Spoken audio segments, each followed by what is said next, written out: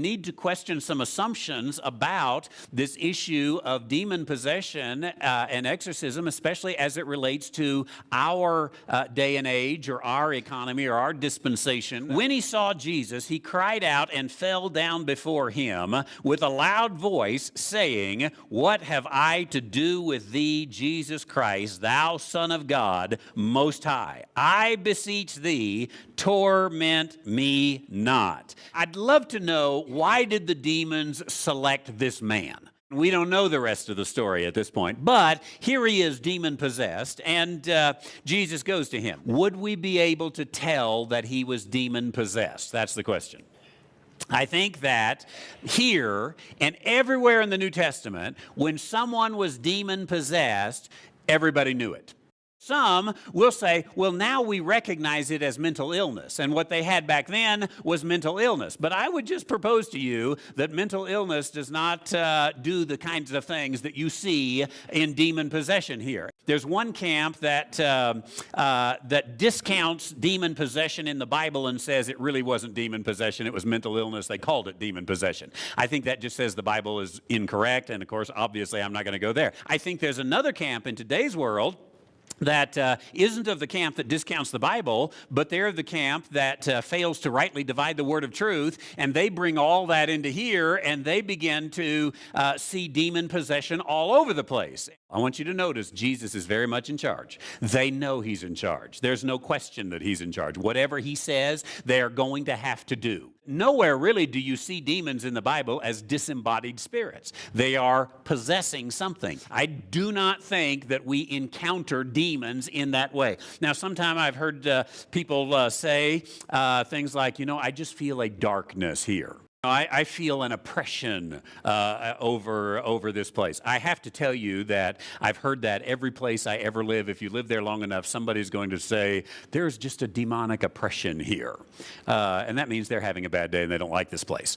Every time you see it in the scripture, if someone is demon-possessed and Jesus comes, they say, no, get away from me. So if someone comes to you and says, I think I'm demon-possessed, could you help me? You can say, I can help you, but you're not demon-possessed. When a demon is exorcised or cast out, it is all so clear, so evident, and so instantaneous.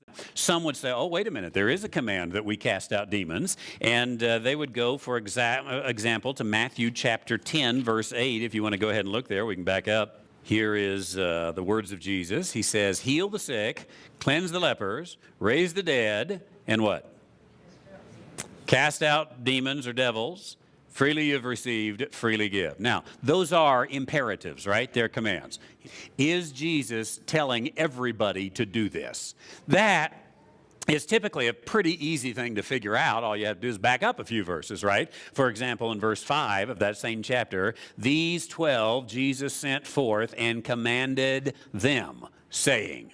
With no command, I might also say there's no formula for exorcism in the New Testament. If we were supposed to cast out demons, how are we supposed to cast out demons? Well, I know we need a cross, we need holy water, we need garlic. Oh, wait, that's vampires. We create a formula for a command that has never been given. I'm not saying there's no satanic influence in the world. I think there's certainly satanic influence in the world. I think the seed that Satan planted back in the Garden of Eden is alive and well, right? Can a Christian be possessed? I think it's actually the wrong question. I think we need to broaden the question and say, is anybody possessed today? Is there demon possession today? And I happen to think, anyway, that any answer you give is either going to be an answer from silence or an answer from your own experience. And let me just say, and pardon me ahead of time if I offend you, I think both are very weak arguments. There really is no biblical evidence that demon possession occurs today.